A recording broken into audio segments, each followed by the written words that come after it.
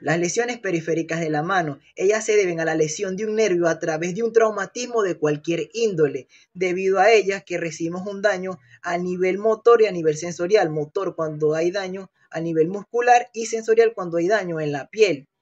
Debido a esto que los nervios son estructuras del cuerpo por lo cual pasan impulsos nerviosos. Seddon y Sunderland definen las lesiones nerviosas en tres tipos. Cuando hay daño en el recubrimiento del axón, siendo la más básica, se le llama neuropraxia. Cuando hay daño en el recubrimiento, pero también en el axón, se le llama axonomesis. Pero cuando hay daño total de lo que es el recubrimiento del axón y el otro recubrimiento, donde hay un daño total y separación, se le llama neuromexis. Hay tres nervios importantes que debemos conocer nosotros para estudiar las lesiones periféricas nerviosas de la mano. Entre ellos tenemos lo que es el nervio medial, que nace de las raíces del plexo braquial, de C5 a D1, pasando por todo el brazo, pero sin tener inervación en él, teniendo inervación en lo que es el antebrazo, en los músculos flexores de los dedos y también en la eminencia tenar, inervando también en el nivel palmar y falange, la primera, segunda y tercera falange. También tenemos lo que es el nervio cubital, que pasa hacia medial por todo el brazo sin tener inervación en él, pero sí teniendo inervación en el músculo cubital y compartiendo con el nervio medial el flexor común de los dedos, inervando también lo que es la cuarta y quinta falange, anterior y posterior. Tenemos también lo que es el músculo radial, que viene de la parte posterior de las raíces del plexo braquial, pasando, inervando todo lo que es el tríceps y la parte posterior del antebrazo, inervando lo que son los músculos extensores y primera, segunda, tercera y compartiendo con el cubital la cuarta falange. La mano caída es una condición que resulta en la capacidad para extender la muñeca y los dedos debido a una lesión en el nervio radial. La mano caída puede ser causada por lesiones traumáticas como fractura de húmero, lesiones por compresión, laceraciones o enfermedades sistémicas como la diabetes. Es común en hombres jóvenes y adultos, especialmente en aquellos que están relacionados en actividades deportivas o laborales que implican riesgo en el brazo. La fisiopatología de la mano caída está relacionada con la interrupción de la transmisión nerviosa a través del nervio radial, que inerva los músculos extensores del antebrazo y de la mano. En las manifestaciones clínicas podemos encontrar debilidad en la extensión de la muñeca y de los dedos, postura de mano caída, donde la mano se desplaza hacia abajo y los dedos se flexionan, pérdida de sensibilidad en áreas específicas de la mano. En el diagnóstico clínico vamos a observar la posición de la mano y vamos a evaluar la fuerza de los músculos extensores. Se pueden realizar radiografías para descartar posibles fracturas y una electromiografía para evaluar la función del nervio radial y ver el grado del daño. En el tratamiento médico se requiere de inmovilización como férulas para mantener la muñeca y los dedos en una posición neutral. Analgésicos y antiinflamatorios no esteroides para el manejo del dolor y corticosteroides en caso de inflamación significativa. En el tratamiento fisioterapéutico se requieren ejercicios de movilización para mejorar el rango de movimiento y prevenir contracturas. Fortalecimiento muscular para mejorar los músculos extensores y terapia ocupacional para ayudar a los pacientes a adaptarse en las actividades diarias para facilitar la independencia. Cuando hablamos de lesión de nervio mediano, también denominado como mano del predicador, se refiere a una condición neurológica causada por la lesión proximal del nervio mediano.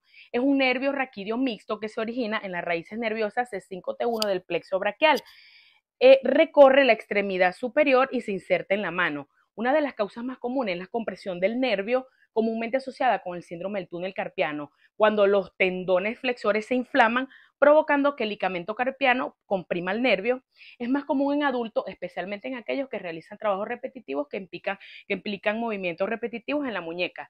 La fisiopatología de esta lesión, especialmente la lesión del túnel carpiano, implica la comprensión del nervio mediano, provocando una anoxia intrafunicular y aumento de la presión, que compromete el suministro sanguíneo de las fibras nerviosas. Esta lesión viene acompañada de manifestaciones clínicas como debilidad en la flexión, pérdida de la función de los dedos, pérdida sensorial, dolor, parestesia, hormigueo y dificultades para escribir o sujetar objetos. El diagnóstico de esta lesión es a través de una historia clínica, un examen físico y a través de imágenes como las radiografías y en el ultrasonido y en su defecto la electromiografía y estudios de conducción nerviosa.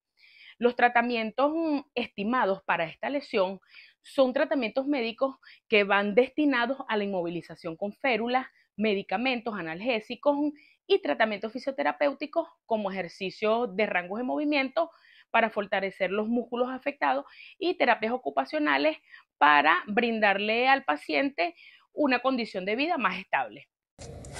Mano de simio es una deformidad de la mano que se produce como consecuencia de la lesión del nervio mediano. Se caracteriza por la incapacidad para realizar la oposición del pulgar, ¿verdad?, y la debilidad de los dedos, lo que resulta una postura anormal de la mano. Voy a hablar un poco de la etiología. Las causas más comunes de la mano de simio incluyen lesiones traumáticas, compresión del nervio, neuropatía y en dado caso infecciones. Vamos con la epidemiología. Bueno, afecta a los individuos de todas las edades, aunque es más prevalente en adultos de mediana edad y ancianos. Las mujeres tienen una mayor predisposición a desarrollar síndrome del túnel carpiano. En la fisiopatología, compresión o daño del nervio mediano, alteraciones en la función muscular, cambio de la percepción sensitiva, que son esas tres que hay, y en las manifestaciones clínicas son debilidad de la oposición del pulgar, atrofia muscular, alteraciones sensitivas y postura característica. En el diagnóstico clínico se basa más en historia clínica, que es evaluación de síntomas y antecedentes médicos, y examen físico, que son palpación y evaluación de la fuerza y sensibilidad. En el tratamiento médico son medicamentos antiinflamatorios no esteroides, corticoides y en dado caso, si es algo grave, cirugía. Y en el tratamiento fisioterapéutico va más por los ejercicios terapéuticos, terapias manuales, ortesis o férulas. Muchas gracias. Clínico de mano caída por lesión del nervio radial. Paciente, hombre de 38 años. Historia clínica. El paciente acude a la consulta tras un accidente laboral en el cual sufrió una caída, impactando su brazo derecho al caer sobre una superficie dura. Desde entonces ha notado debilidad en la extensión de la muñeca y los dedos, presentando dificultad para realizar actividades diarias como escribir o abotonarse la camisa. Antecedentes médicos, sin antecedentes relevantes y no tiene alergias conocidas. Examen físico, inspección. La muñeca derecha se encuentra en posición de flexión, es decir, mano caída. Movilidad, incapacidad para extender los dedos y la muñeca. Sensibilidad, disminuida en la parte dorsal de la mano y del antebrazo. Reflejos, reflejo bicipital y tricipital presente. Pruebas funcionales, dificultad para realizar la prueba del saludo, es decir, extensión activa de la muñeca. Estudios complementarios. Radiografía, sin fracturas visibles pero se observa edema en la área del codo. Electromiografía, confirma neuropatía del nervio radial con disminución de la conducción del trayecto del nervio. Diagnóstico, mano caída secundaria a lesión del nervio radial por trauma. Tratamiento médico. 1. Control del dolor. Analgésicos, es decir, ibuprofeno, de 400 miligramos cada 8 horas según la necesidad para el manejo del dolor. Antiinflamatorios no esteroides, es decir, ANIES, para reducir la inflamación y el dolor. 2. Inmovilización. Aplicar una férula en posición funcional, es decir, muñeca en extensión, para mantener la muñeca y los dedos en una posición adecuada, permitiendo el reposo de los nervios afectados. 3. Monitoreo. Reevaluación clínica en 2 semanas para valorar la evolución del dolor y la función. Tratamiento fisioterapéutico. Fase inicial de 0 a 2 semanas. Electroterapia. Uso del TENS, estimulación eléctrica nerviosa transcutánea, para el control del dolor. Movilización pasiva. Movilizar suavemente los dedos y la muñeca, dentro del rango de movimiento sin forzar para evitar la rigidez articular. Fase intermedia, de 2 a 6 semanas. Ejercicio de fortalecimiento. Iniciar ejercicio isosimétrico de los músculos extensores de la muñeca y los dedos. Progresar a ejercicios de resistencia con bandas elásticas en una vez que ya haya mejoría del rango de movimiento. Terapia manual. Manipulaciones suaves para mejorar la movilidad articular. Fase avanzada, de 6 semanas en adelante. Ejercicios funcionales. Incorporar ejercicios específicos que simulen actividades diarias, como por ejemplo abrir y cerrar la mano. escribir, ejercicios de coordinación y agilidad, reeducación neuromuscular, técnicas para mejorar la percepción y el control motor de la mano.